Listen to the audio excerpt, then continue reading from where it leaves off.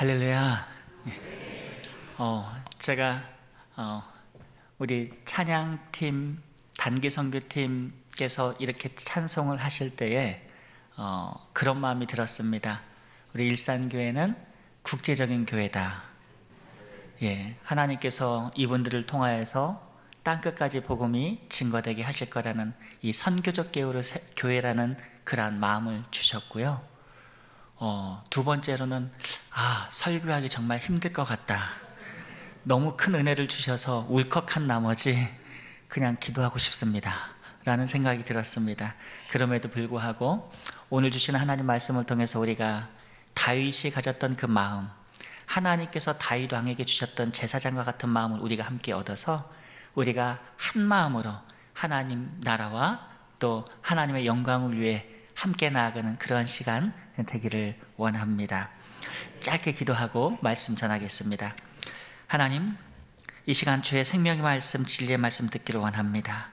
하나님 말씀을 전할 때에 이 종의 모습은 완전히 감추어 주시고 오직 하나님 말씀의 진리만 선포되어서 그 말씀으로 위로받고 힘을 얻고 하나님 비전을 받아 하나님의 귀한 영광을 위한 사역을 감당하는 우리 모두가 되게 하여 주시옵소서.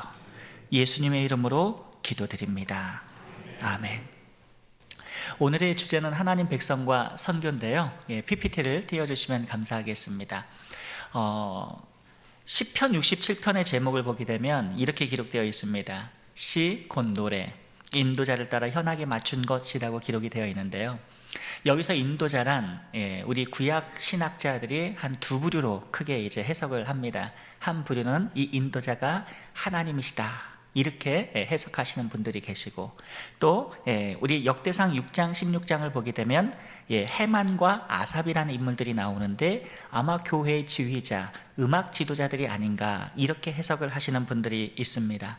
그런데 제가 오늘 이 말씀을 제가 택한 이유는 이 말씀이 바로 하나님의 구원 계획이 담겨져 있고 그리고 하나님 백성의 사명이, 선교적 사명이 담겨져 있는 귀한 본문임에도 불구하고 그렇게 해석하는 그러한 분들이 별로 없다라는 데서 제가 이 본문을 택하게 됐습니다. 예를 들어서 여러분이 종교개혁자인 마틴 루터를 잘 알고 계실 겁니다. 마틴 루터는 이 시편을 무려 5권의 그러한 책을 저술을 하셨습니다. 그럼에도 불구하고 오늘 본문 시편 67편은 단 한 구절도 주애를 하지 않았습니다. 그러나 제가 알기로 이 시편 67편은 하나님의 구원의 도가 온 땅에 알려지기를 원하는 하나님의 구원 계획, 다윗에게 주셨던 그 놀라운 선교적인 비전과 마인드가 바로 담겨져 있는 그러한 본문이고, 그리고 이러한 하나님의 택한 백성들이 바로 아브라함의 언약을 따라서 다윗 언약, 다윗에게 주셨던 그 언약을 따라서 하나님의 구원의 대가 온 세계, 온 이방의 땅끝까지 증거되기를 원하는 선교적 본문이라는 것을 우리는 알아야만 합니다. 만약 우리가 이러한 오늘 하나님 말씀을 통하여서 우리가 하나님 나라의 사명을 온전히 깨닫지 못한다면 인생을 우리가 방황하며 살 수밖에 없습니다. 그러므로 사랑하는 성도 여러분, 오늘 우리가 라오스 선교팀을 이렇게 축복하고 또 몸소 이렇게 물질과 그리고 시간과 몸으로 사역을 감당하시는 귀한 분들을 위해서 우리가 함께 축복하고 그리고 우리가 사명이 무엇인가를 깨닫고 그리고 이 일에 우리가 합력하여 하나가 되어 나가는 그런 복된 시간이 되어서 하나님이 여러분을 블레싱하고 축복하시고 여러분의 인생을 책임져 주시는, 그리고 여러분의 지경에 그 땅에 놀라운 아름다운 열매가 맺히는 복된 은혜가 있기를 축원을 드립니다. 첫 번째 일부를 우리가 살펴볼 것은 하나님을 향한 다윗의 기도의 내용입니다. 우리 1절 말씀 같이 한번 읽겠습니다. 시작.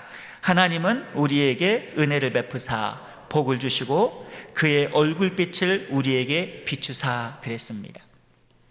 다윗이 하나님 앞에 복을 구하는 내용입니다. 그런데 이 말씀을 잘 살펴보게 되면 첫 번째, 아론의 축복과의 연관성을 우리는 생각해 봐야 합니다. 현대판 아론이 되어서 제가 여러분에게 말씀드립니다. 하나님께서는 여러분에게 일상장로교회 여러분 모든 여러분에게 복을 주시고 여러분을 지키기를 원하시며, 하나님은 하나님의 얼굴을 여러분에게 비추사 은혜 베푸시기를 원하시며, 하나님은 그 얼굴을 여러분에게로 향하여 드사 평강 주시기를 원하노라. 다윗은 지금 아론의 축복과 같은 제사장의 언어로 지금 1절 말씀을 귀언문으로 축복하고 있습니다. 영어로 보면 NIV에서 이렇게 설명이 되어 있습니다. May God be gracious to us and bless us and make his face shine upon us. 무슨 이야기냐 하면 may라는 그러한 간절한 요청문을 드려서 하나님 우리에게 은혜를 베푸시고 우리에게 복을 내려 주십시오. 간절하게 기원을 하는 기원문으로 되어 있습니다. 이러한 제사장의 그러한 마인드는 사도 바울에게서도 나타나는데 로마서 15장 16절에서는 이렇게 기록이 되어 있습니다. 이 은혜는 곧 나로 이방인을 위하여 그리스도의 예수의 일꾼이 되어 하나님의 복음의 제사장 직분을 감당하게 하사 이방인을 제물로 드리는 것이 성령 안에서 거룩하게 되어 받을 만하게 하려 하심이라. 바울은 로마서 15장에서 아론과 같은 아론의 제사장의 언어를 사용하고 있고 사도 베드로도 베드로전서 2장 9절과 10절 소위 만인 제사장설로 불리는 이 본문 읽어드립니다.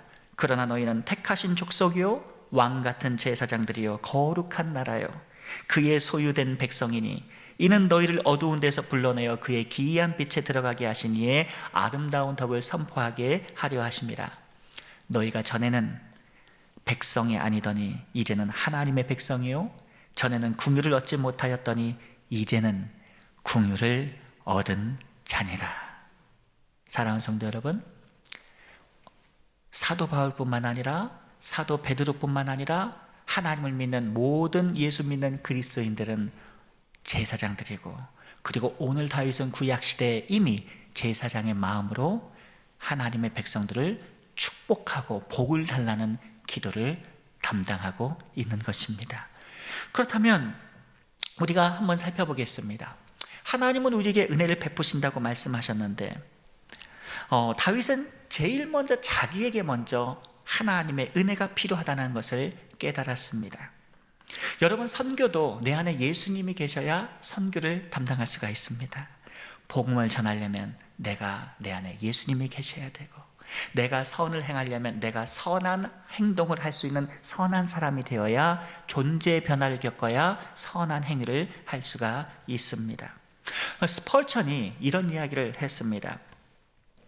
교회 안에서 최고의 성도와 최악의 죄인이라고 할지라도 하나님의 자비가 필요하다는 간구에 있어서는, 즉 하나님의 은혜에 있어서는 모두가 함께할 수 있습니다 라고 말을 했습니다.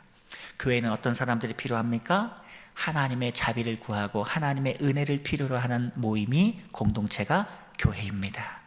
예수님 없이는 살 수 없고 예수님을 위하여 살고 예수님과 함께 살아가는 존재의 그러한 공동체가 바로 영적인 공동체요 삶의 공동체가 교회입니다. 사랑하는 성도 여러분, 우리 일상교회에 하나님의 은혜를 구하는 분들이 계속해서 풍성해졌으면 좋겠습니다. 그래서 여러분들이 은혜를 충만히 받으셔서 가는 곳마다 예수님을 증거하고, 그리고 아무리 최고의 성도가 있다 할지라도 최악의 죄인들이 이 교회 안에 들어올 수 있겠지만 결국 예수 그리스도의 복음으로 말미암아 영혼이 변화받고 존재의 변화가 되어서 가는 곳마다 복음의 역사와 지진이 일어나는 그런 은혜가 있기를 원합니다. 다윗은 복을 주시고 그랬습니다. 여러분, 하나님께서 하나님의 택한 백성에게 복을 주시는 것은 하나님의 은혜입니다. 왜냐하면 인간은 의인이 없어서 단 한 명도 없기 때문에 우리는 사실은 은혜 받을 자격이 없고 하나님의 자비의 대상이 아닙니다. 사실은 그냥 내버려만 두어도 그것은 하나님의 일반 은총입니다. 그런데 오늘 다윗은 아주 당당하게 기도합니다. Bless us, 우리를 복 주시옵소서. 그렇게 기도를 하고 있습니다. 어떤 사람들은 하나님의 택한 백성이 하나님께 복을 구하면 그것을 기복신앙이다 이렇게 비판하는 경우가 있습니다. 그런데 여러분, 저는 그렇게 생각하지 않습니다. 하나님의 자녀가 하나님께 복을 구하는데 그게 왜 기복신앙입니까? 자녀가 부모에게 복을 달라는데 왜 그게 기복신앙입니까? 기복신앙은 복을 달라는 데 문제가 아니라 잘못된 대상에게 복을 구하니까 기복신앙입니다. 잘못된 방법으로 구하니까 기복신앙이고, 하나님이 어떤 분이신지 모르고 구하니까 기복신앙입니다. 하나님께 바른 것을 구하면, 먼저 하나님의 나라와 그의 의와 영광을 위해서 구하면 하나님이 기뻐하십니다. 성경에 기록된 대로, 계시하신 대로 우리가 하나님을 믿고 하나님께 구하면 하나님의 자녀로서 하나님께서 그것을 기뻐하십니다. 할렐루야. 구약시대에 보게 되면 이스라엘이 망할 때, 북이스라엘이 망하고, 그 다음에 주전 722년에 또 남유다가 597년 주전에 망할 때에 그대의 똑같은 보편적인 현상이 나타났습니다. 하나님을 입으로는 부르지만 하나님이 누구인지 몰랐습니다. 이런 성신을 섬기면서 여호와 하나님이다 이렇게 말을 하고, 금송아지를 세워서 분단된 다음에 이것은 너희를 이끌어낸 여호와라 이런 식으로 믿었기 때문에 하나님께서 우상 숭배로 그들을 심판하셨던 것입니다. 우리가 하나님을 알려면 성경을 읽고 계시하신 하나님을 만나고 예수님 만나면 하나님을 알게 됩니다. 할렐루야. 그리고 또 한 가지는 그 얼굴빛을 우리에게 비추사라고 했습니다. 여러분, 저 사진 속의 그림을 보니까 제가 저 사진을 찾아내려고 아주 오랜 시간 동안 제가 사이트 검색을 했습니다. 옆 사람 한 번만 봐주시기 바랍니다. 지금 옆에 앉아 계신 분, 네. 웃고 계신 분들은 사이가 좋으신 분입니다. 그런데 옆에 계신 분들이 싸신 분들이 계십니다. 관계가 안 좋은 겁니다. 근데 지금 다윗은 하나님 앞에 기도를 합니다. Face, your face shine upon us. 당신의 얼굴을 우리에게 빛으로 비추어 주옵소서. 무슨 얘기입니까? 하나님의 영광스럽고 행복하고 해맑은 그 미소를, 그 기쁜 미소를 우리에게 비추어 주셔서 하나님과의 인격적인 영적인 교류 가운데서 깊은 뜨거운 그러한 관계의 인격적인 관계를 우리에게 맺어주옵소서. 그 기도를 지금 하고 있는 것입니다. 몽고메리 보이스는 이 구절을 이렇게 해석을 합니다. 빛나는 얼굴은 환한 얼굴이나 찡그린 얼굴의 반대입니다. 그리고 누군가를 향한 무관심하거나 혐오하는 얼굴과도 반대입니다. 빛나는 얼굴은 하나님의 호의를 나타내고 따뜻하며 개인적인 관계에서의 우정을 의미합니다. 이렇게 말했습니다. 그리고 스폴처는 이렇게 말했습니다. 하나님께서 미소를 지으신다면 우리가 무슨 걱정을 하겠습니까? 온 세상이 비난하더라도 여호와께서 그의 종을 인정하신다면 과연 무엇이 문제가 되겠습니까? 하나님으로부터 비친 얼굴빛, 하나님이 우리를 기뻐하시면 우리의 영 깊은 곳에 기쁨과 평안이 가득 채워지게 될 것입니다. 사랑하는 성도 여러분, 하나님의 얼굴빛이 여러분의 평강이 되기를 원합니다. 그래서 1절에서 다윗은 세 가지를 요구합니다. 하나님의 은혜, 하나님의 복, 마지막으로 하나님의 기쁜 얼굴의 대면을 요구했습니다. 또 한 가지 우리가 살펴볼 부분은 두 번째 2부에서 이렇게 다윗이 1절에서 하나님의 세 가지의 복을 요구할 수 있었던 것은 분명한 이유가 있었습니다. 그는 그것을 2절에서 제시합니다. 우리 2절 한번 같이 한번 읽어보겠습니다. 시작. 주의 도를 땅 위에, 주의 구원을 모든 나라에게 알리소서. 다윗이 제사장적인 그런 마인드를 가지고 하나님 앞에 간절하게 하나님의 은혜를 구하고 하나님의 복을 구하고 하나님 그 기쁜 얼굴로 우리를 비춰주십시오 라고 기도할 수 있었던 그 놀라운 이유는 바로 2절에 제시된 바로 하나님의 구원의 도를 온 땅에 알리고 하나님의 놀라운 구원이 하나님의 택한 백성에게 다 실현되기를 원하는 선교사적인 마인드가 그 다윗 안에 있었기 때문입니다. 여러분, 이것은 보편구원하고는 차이가 있습니다. 보편구원론은 하나님을 믿든 안 믿든, 예수님을 믿든 안 믿든 모든 사람들이 다 구원받을 것이란 말도 안 되는 이야기를 하는 것이지만 창세기를 제대로 읽어보면 그렇지가 않습니다. 창세기 3장 15절에 보게 되면 째라, 바로 여자의 후손에 대한 얘기가 나옵니다. 그러면서 이 여자의 후손, 바로 아브라함의 후손, 다윗의 후손, 예수 그리스도를 믿는 그 후손으로 쫙 연결이 되는데, 이 구원론을 사도 바울이 로마에서 1장부터 6장까지 정리를 잘 해놨습니다. 9장까지 8장까지 굉장히 탄탄하게 구원론을 잘 제시를 해놓습니다. 여기서 말하는 것은 하나님 백성이 전 세계에 숨어 있습니다. 우리는 모릅니다. 누가 하나님의 택한 백성인지. 그렇기 때문에 예수 복음 증거하면 복음에 반응하는 자들이 나타나고 그리고 그 즉시로 믿지 않는 사람이 나타나지만 때가 돼서 형광등 있지 않습니까? 늦게 들어오시는 분, 그런 분들이 주 안으로 들어오는 놀라운 일들이 일어나게 되는 것입니다. 자, 그렇다면 주의 구원을 모든 나라에게 알려달라고 그랬는데, 하나님은 주님의 구원이 모든 나라에게 알려지시기를 누구보다도 원하시는 분이십니다. 그래서 이 시간 우리가 가져야 될 것은 바로 우리가 동일한 마음, 동일한 비전, 즉 하나님의 복음이 온 땅에 알려지길 원하는 세계 복음화의 같은 마음을 지녀야만 합니다. 그렇다면 우리가 한 가지 질문해야 될 것이 있습니다. 과연 우리 교회는 선교적인가, 그렇지 아니한가 라는 질문입니다. 선교적 교회란 선교사님을 파송하고 선교적인 물질과 재정을 후원하고 단순히 그런 것만을 의미하지가 않습니다. 선교적이라는 것은 아주 간단합니다. 내가 만나는 모든 사람마다 예수님을 전하고자 하는, 그리고 모든 대상을 그리스도께로 인도하고 싶은 그런 마인드를 우리가 가지고 있는가라는 것입니다. 그런데 우리가 역사의 한 시점에서 18세기부터 인라이트 무브먼트가, 계몽주의가 일어나면서요, 계몽주의의 그 교육 방식이 우리의 현대인들의 사고를 바꿔놔 버렸습니다. 그게 뭐냐 하면 제일 중요한 게 이원론, 그리고 구분하는 디마케이션, 바로 이렇게 분리시켜서 구분하는 겁니다. 나와 너, 우리와 저들, 나와 타자 구분을 합니다.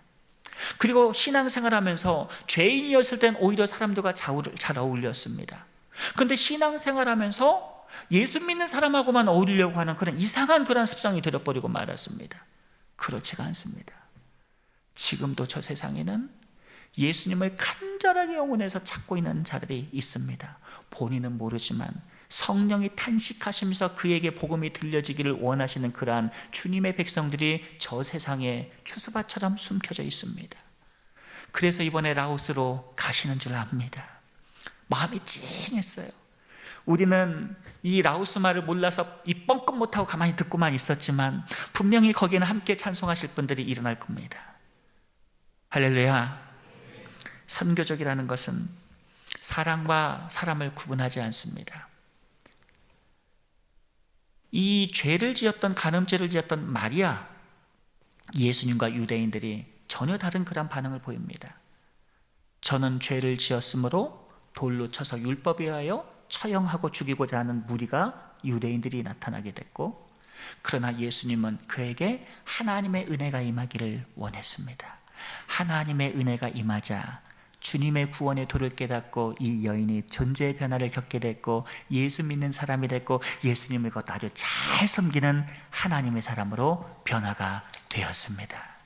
할렐루야. 근데 사실은 이것이 결코 쉽지는 않습니다. 제가 친구한테 어떤 사람을 한 명을 소개를 받았습니다. 카톡 친구가 되었습니다. 카톡을 딱 이름을 누르는데 띠용 하고 이렇게 불상이 다 있고 전부 다 철저한 불교 집안이었습니다. 순간 헉! 이제 이런 마음이 왔습니다. 아, 내가 선교학자지만은 선교적인 마음이 많이 부족하구나. 얼른 회개하고 기도했습니다. 이 사람에게 복음이 들어가야 되는구나. 예수님이 전해져야 되는구나. 할렐루야. 여러분, 예수님 믿는 사람끼리 잘 섬기는 거 좋지만 주변 사람들, 예수 믿지 않는 사람을 일부러 찾아가서 관계를 맺고 예수님을 알리시고 주의 구원의 도를 알리시기를 바랍니다. 그래서 이 교회에는 계속해서 처음으로 예수 믿는 사람들이 계속해서 일어나기를 바랍니다. 그것이 선교적입니다. 구분짓지 않고 당파짓지 않고 나와 나를 다르다고 말하지 않고 누구든지 하나님 안에서 은혜가 필요하고 누구든지 복음 안에서 함께 해야 될 이러한 마인드로 여러분의 삶의 지경을 넓히시고 예수 복음 증거하셔서 하나님의 나라에 충성된 여러분이 되시기를 바라겠습니다. 또 한 가지, 두 번째 파트를 한번 보겠습니다. 모든 민족이 하나님을 찬송하는 소망인데요, 하나님을 찬송하자는 그러한 메시지가 3, 4, 5절 굉장히 계속해서 강조가 됩니다. 우리 3절 함께 읽겠습니다. 시작. 하나님이여, 민족들이 주를 찬송하게 하시며 모든 민족들이 주를 찬송하게 하소서. 다윗의 기도는 모든 민족들이 하나님을 찬송하는 것을 꿈꾸는 것이었습니다. 이 기도는 다윗의 기도에 그쳐서는 아니 되고 바로 저와 여러분의 기도가 되어야 합니다. 그러나 사실 더 중요한 사실이 하나 있습니다. 모든 민족들이 하나님을 찬송하는 것 중요한 메시지만은 우리가 궁극적인 질문, 본질적인 언톨로지컬한 질문을 던져보게 되면 모든 민족들이 하나님을 찬송케 하시는 분은 과연 누구이신가라는 본질적인 질문입니다. 모든 민족들 가운데 택한 백성들은 그들이 하나님을 찬송하게 되는 역사가 일어나는 것은 누구의 일도 아닌 하나님의 구원의 역사하심입니다. 우리는 가서 전할 뿐이고 우린 예수님을 전달해 줄 뿐이고 우린 예수님을 보여줄 뿐이지만 그러나 그 안에서 역사하시는 분은 우리 하나님 성령 하나님의 역사이고 하나님께서 구원하시려 작정하신 하나님의 사역이신 것입니다. 그래서 베드로후서 3장 9절에서는 이렇게 말합니다. 오랜 시간이 걸려도 때가 되면 하나님의 백성들이 회개하고 돌아오는데 주의 말씀은 어떤 이들이 더디다고 생각하는 것 같이 더딘 것이 아니라 오직 주께서는 너희를 대하여 오래 참으사 아무도 멸망하지 아니하고 다 회개하기에 이르기를 원하시느니라, 이렇게 말씀을 했습니다. 결국 저와 여러분이 예수님 믿게 된 것도 하나님의 이와 같은 인내하시고 우리를 기다리시고 하나님의 역사로 우리가 하나님 백성 된 것 아니겠습니까? 요한계시록 7장 9절은 이렇게 말씀합니다. 각 나라와 족속과 백성과 방언에서 아무도 능히 셀 수 없는 큰 무리가 나와 흰옷을 입고 손에 종려가지를 들고 보좌 앞과 어린 양 앞에 서서, 그렇게 기록합니다. 하나님께서 이렇게 모든 민족 가운데 택한 백성이 예수 믿고 나와서 하나님을 찬송하도록 예정하시고 작정해 놓으셨다는 사실입니다. 또 한 가지, 모든 민족들이 주를 찬송하게 하소서라고 했는데 이런 다윗의 기도는 실상 굉장히 위대하고도 비전이 가득 넘쳐나는 담대한 기도인 것이 분명합니다.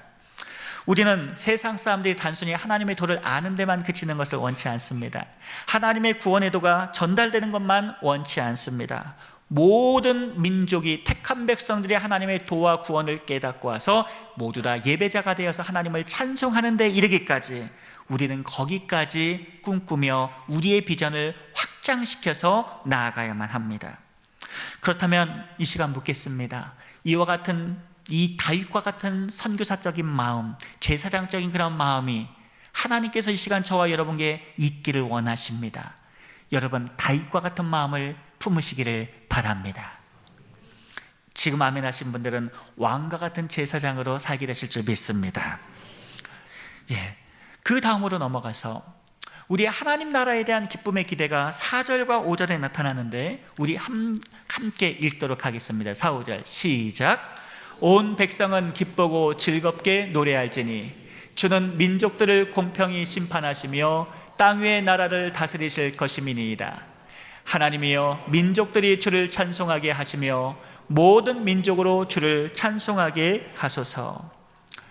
온 백성은 기쁘고 즐겁게 노래하라고 했습니다. 왜 민족들이 그렇게 기뻐해야 하겠습니까? 바로 하나님께서 이 세상 만물을 통치하시기 때문입니다. 역사는요, 어떤 특별한 스페셜한 사람들이, 위인들이 역사를 끌어가는 것이 아닙니다. 위인전에 의해서 역사가 끌려가는 것이 아니라 하나님의 작정하신 대로 이 역사가 굴복하고 세상 만물이 다 순종하여 하나님 뜻에 끌려가게 되는 것입니다. 지금 전쟁이 도사리고 있고 지진이 일어나고 있고 점점 돈을 사랑하면서 점점 이 말세의 징조를 보이는 이것이요, 하나님이 안 계셔서가 아니라 하나님이 그렇게 작정해 놓으셨기 때문에 세상이 끌려가게 되는 것입니다. 사랑하는 성도 여러분, 그러므로 우리가 하나님을 믿고 예수님 믿는 것을 기뻐해야 됩니다. 이 세상에 말세가 될수록, 이 어둠이 진해질수록 조그마한 촛불이라도 그 놀라운 빛의 효과가 커지는 것처럼 여러분의 빛의 자녀로서 예수 그리스도를 증거하시고 하나님의 구원 작전 가운데 순종하시고 협력하시고 함께 그 일을 이뤄나가는 하나님의 백성으로서의 삶을 살아가시기를 원합니다. 그래야 기뻐할 수가 있는 것입니다. 저도 종종 가끔 그렇습니다. 한 가지 질문을 드리면, 다윗이 하나님 말씀에 순종할수록 어려운 삶을 살았습니까? 아니면 자기 마음대로 살아서 어려움을 겪었습니까? 물론 다윗은 밧세바를 좀 그런 일이 있어서 그런 어려움도 겪었지만 주인공을 바꿔보겠습니다. 요셉 이야기를 한번 해보겠습니다. 요셉이 하나님의 뜻에 순종할수록 어려움을 겪었습니까? 아니면 믿음대로 살지 않아서 어려움을 겪었습니까? 잘 생각해 보세요. 신앙이 좋았기 때문에 그 어려움 겪은 것입니까? 신앙이 없어서 겪은 것입니까? 여러분 답 알지 않습니까? 하나님의 사람들을 보면은요, 신앙생활 잘 할수록 어려움을 겪는 분들이 꽤 많이 있습니다. 근데 놀라운 사실이 있습니다. 하나님의 놀라운 뜻을 이루시기 위해서, 합력하여 선을 이루기 위하여, 하나님의 궁극적인 선한 일을 위하여 하나님의 택한 백성들이 그런 일을 겪어나가게 됩니다. 그러므로 이 자리에 앉아 계신 여러분 가운데 혹시라도 좀 어려운 일이 있고 힘든 일이 있으면 하나님의 구원 계획을 믿고 감사하시고 하나님을 찬양하는, 기쁘게 즐겁게 노래하시는, 하나님의 통치를 의심하지 말고 기뻐하시는 은혜가 있기를 원합니다. 둘째로 땅 위에 나라들을 다스리실 것임이니라 라고 말했습니다. 호른이라는 학자는 그리스의 통치, 하나님의 통치를 이렇게 말합니다. 그가 백성을 공의로 심판하실 것입니다. 그는 압제자의 멍에와 이 세상 통치자의 쇠막대기를 부수시며 자신의 교회의 대변자가 되셔서 하나님의 택한 백성은 교회를 영광스럽게 자유함으로 이끌어 가실 것입니다. 그러므로 우리가 걱정할 것이 아무것도 없습니다. 예수님을 믿고 왕중 왕이신 예수님을 붙들고 여러분 감사함으로, 믿음으로 2025년도 정진하시는 은혜 있기를 원합니다. 모든 민족들이 주를 찬송하게 하소서 그랬습니다. 시편 67편 말씀, 그래서 너무나도 중요합니다. 이러한 하나님을 찬송하자는 이야기가 계속해서 반복이 됩니다. 몽고메리 보이스는 이것을 이렇게 해석을 합니다. 모든 열방이 하나님을 향한 찬송하면 궁극적으로 각 나라와 족속과 백성과 방언에서 아무도 셀 수 없는 큰 무리가 나와 천상에서 성취가 될 것입니다. 그날에 우리의 기쁨은 더욱 커질 것이고, 왜냐하면 온 세상 모든 민족에서 나온 수많은 무리는 우리와 함께 하나님을 동시에 찬양하게 될 것이기 때문입니다 라고 말했습니다.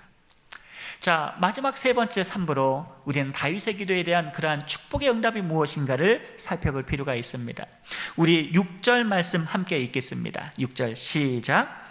땅이 그의 소산을 내어 주었으니 하나님 곧 우리 하나님이 우리에게 복을 주시리로다. 자, 땅이 그의 소산을 내어 주었다라고 그랬습니다. 무슨 말입니까?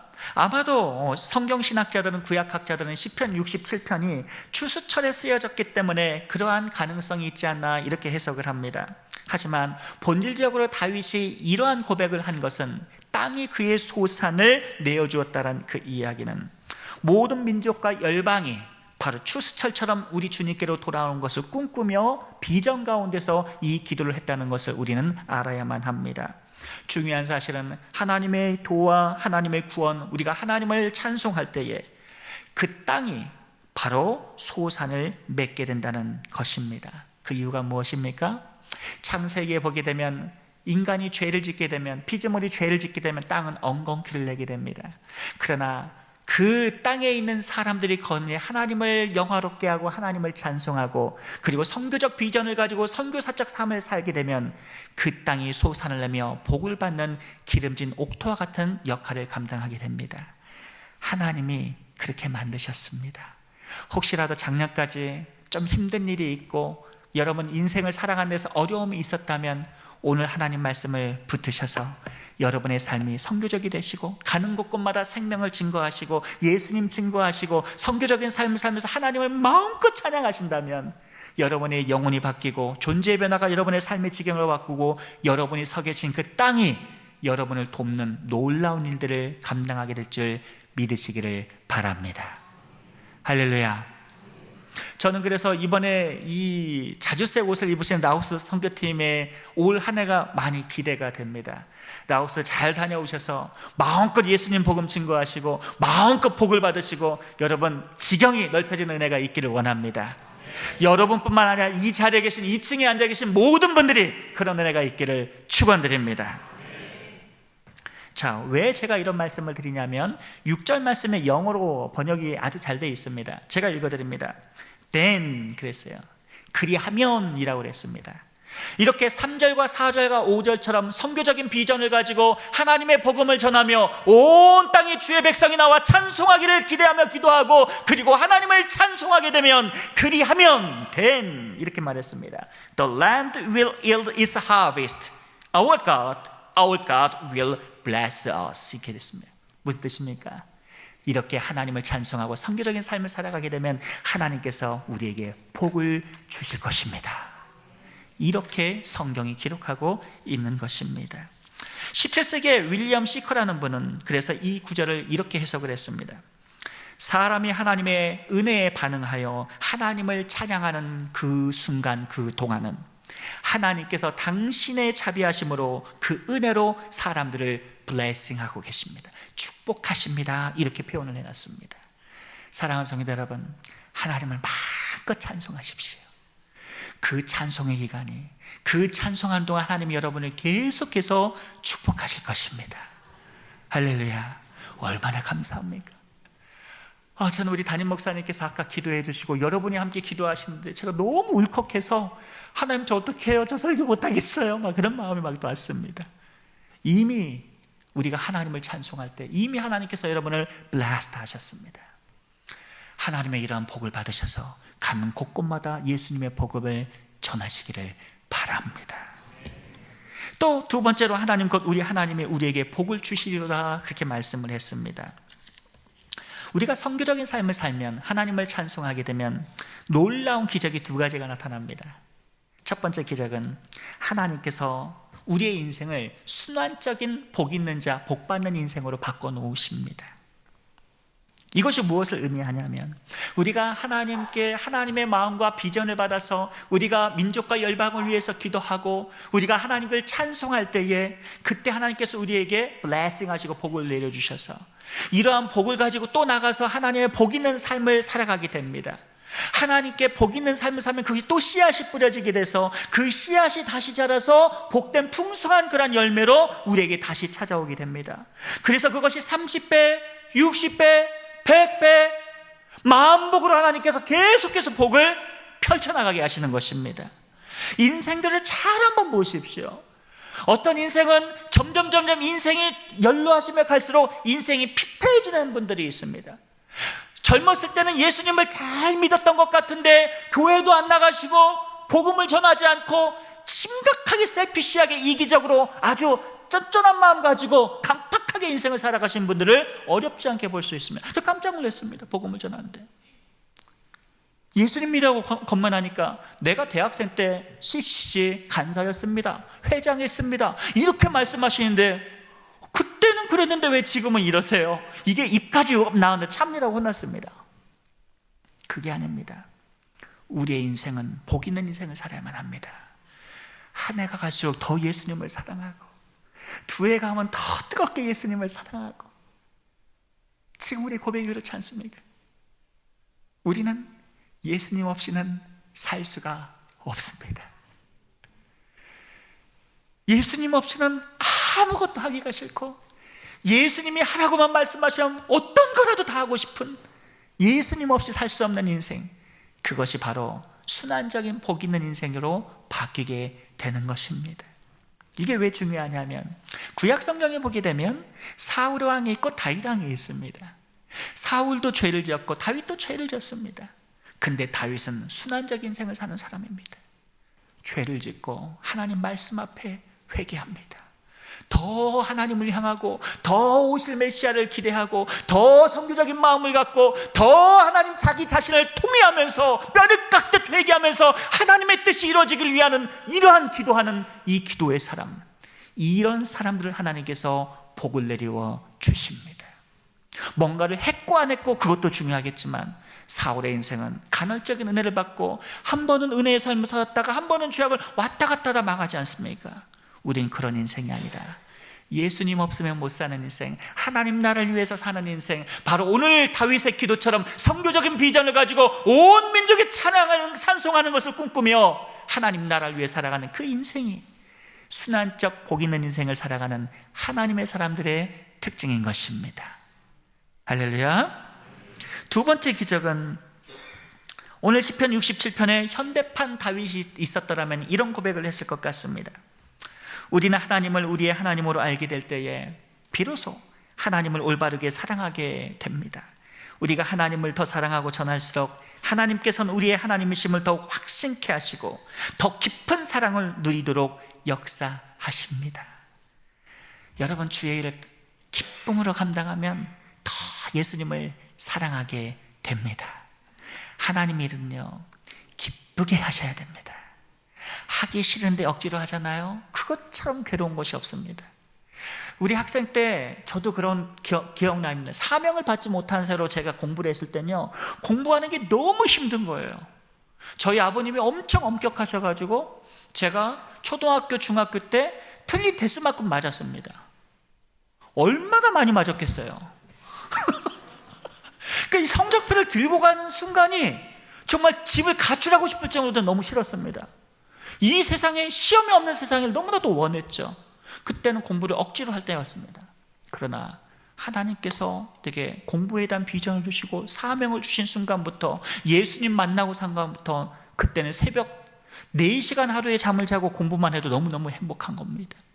그냥 하나님의 사명을 위해서 공부하다가 목숨을 버려도 너무너무 행복하니까 공부하는 것이 그렇게 즐거울 수가 없습니다. 하나님의 일은요, 사명감이 있어야 되고 예수님을 사랑해야 주님의 일이 깊어지는 겁니다.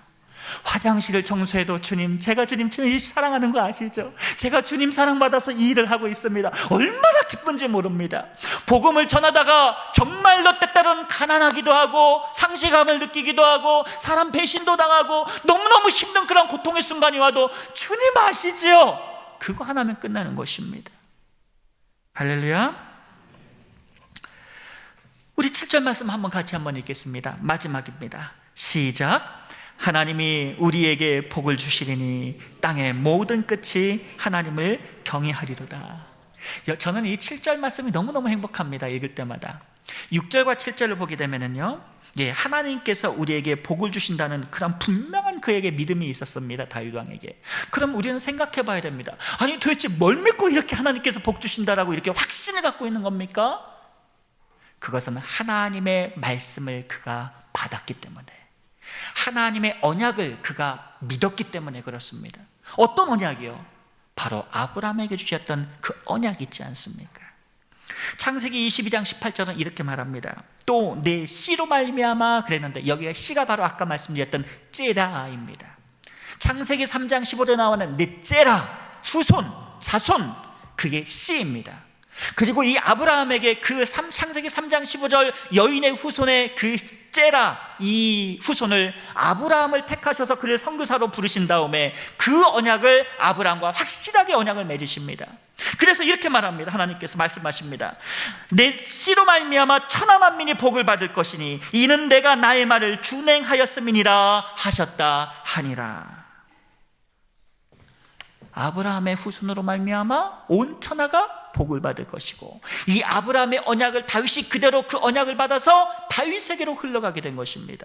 그리고 이 다윗을 통하여서 유다 지파인 예수 그리스도께서 나오신 것입니다. 그리고 교회가 세워지게 되고, 우리가 예수 믿는 자마다 이 아브라함의 언약, 창세기 3장 15절에 있는 그 째라의 후손이 바로 저와 여러분의입니다. 할렐루야. 그 확신을 갖고 우리가 신앙생활해야만 됩니다. 이 지구촌에 80억이 넘는 인구가 있지만 그 가운데 이 째라, 하나님의 택한 백성들이 있고 복음에 반응하는 사람들이 있고, 하나님이 특별히 창세전부터 너는 내 것이라 지명하여 부르시고 택정하신 하나님의 사람들이 존재합니다. 그래서 복음을 증거하면 압니다. 하나님의 사람들은 복음에 반응하고 예수님의 심장이 흔들려서 예수 믿고 회심하는 역사가 일어나게 되는 것입니다. 회심 아무렇게나 되는 거 아닙니다. 내가 회심하고 싶어서 할 수 있는 거 아닙니다. 하나님께서 회심시켜 주셔야, 성령께서 역사시켜 주셔야 하나님의 백성이 되는 것입니다. 창세기 12장 2절 말씀에 하나님께서 아브라함에게 언약을 맺으셨습니다. 내가 너로 큰 민족을 이루고 내게 복을 주어 내 이름을 창대케 하리니 너는 복이 될지라. 그래서 다윗이 복 있는 사람이고 저와 여러분이 복 있는 사람입니다. 이사야 선지자에게 하나님께서는 이 아브라함 언약과 관계된 선교적 비전을 똑같이 말씀하셨습니다. 그가 이르시되 내가 나의 종이 되어 야곱의 지파들을 일으키며 이스라엘 중에 보전된 자를 돌아오게 할 것은 매우 쉬운 일이라. 내가 또 너를 이방인의 빛으로 삼아 나의 구원을 베풀어서 땅 끝까지 이르게 하리라. 누가 하십니까? 선교는 하나님이 행하십니다. 누구를 통해 하십니까? 하나님의 택한 백성을 통해 그 일을 이루어 가십니다. 그러므로 우리 일상교회가 하나님의 귀한 하나님의 구원작정의 선교에 쓰임받고 하나님께서 붙드셔서 복음을 전할 수 있는 것에 기뻐하시고 마음껏 하나님을 찬송하시고 바로 아브라함의 언약이, 다윗의 언약이 바로 여러분의 언약임을 믿고 감사하며 신앙생활하는 복 있는 하나님의 삶 되시기를 원합니다. 말씀을 맺습니다. 다윗은 땅의 모든 끝이 하나님을 경외할 것이라고 확신하며 하나님께 기도를 했습니다. 다윗의 기도는 선교사적인 그러한 기도였고 제사장의 아론과 같은 축복의 기도를 하는 하나님의 사람이었습니다. 그리고 우리는 그러한 이 아브라함의 언약, 다윗의 언약을 이어받은 예수 그리스도의 그러한 복음을 믿고 하나님의 언약적 후손으로서 또 그 사역을 이어가는 주님의 몸된 교회입니다. 사랑하는 성도 여러분, 어쩌면 우리는 선교사적인 그러한 삶을 살면서 존경받지 못할 수도 있고 복음을 증거하다가 굉장히 어려운 일에, 난처한 일에 직면할 수도 있고, 어쩌면 사도 바울처럼 박해를 받거나 이름 없이 복음을 전하다가 가난 때문에 피폐해지고 자신을 상실하고 지독한 외로움에 빠져서 세상에서 홀로 살아간다는 고독감으로 심지어는 엘리야 선지자와 같은 그러한 상태까지 빠질 수도 있을 것입니다. 제가 작년에 10월 달에 아프리카에 이 국제 컨퍼런스가 있어서 각국에서, 아프리카 각국에서 교회 담임 목사님들 한 300분이 모여서 말씀을 전해달라고 해서 다녀왔습니다. 한 선교사님이 이 외아들이 한 명 있었습니다. 자녀들 가운데 12살 때 그 나라에서 아이를 잃었습니다. 얼마나 상실감이 컸던지 자기의 생명을 데려가지고 왜 내 아이를 데려가십니까? 근데 하나님께서 많은 아프리카 영혼들을 그분에게 붙여주셔가지고 사역을 감당하시면서 얼마나 감사한지 모릅니다. 말씀 한 번을 딱 마치고 브레이크 타임이 됐는데 한 여성 교사님이 막 뛰어오십니다. 배 목사님 하고 뛰어오시던 거. 알고 봤더니 정인영 선교사님 사모님이셨어요. 아니요, 정선 교사님은요, 목사님 못 들으셨어요? 7년 전에 하나님이 데려가셨습니다. 아드님은요, 한국에 대학 들어갔습니다. 사모님 지금 혼자 계셔요? 네. 집회가 끝나고 호텔로 운전을 하시는 선교사님이 그분 아드님도 하나님이 데려가셨습니다. 그분은 누뚱이었는데 아들이 딱 한 명 아들이 있는데 하나님 데려가시고 2년을 미친 듯이 방황했답니다. 아무것도 할 수가 없더래요.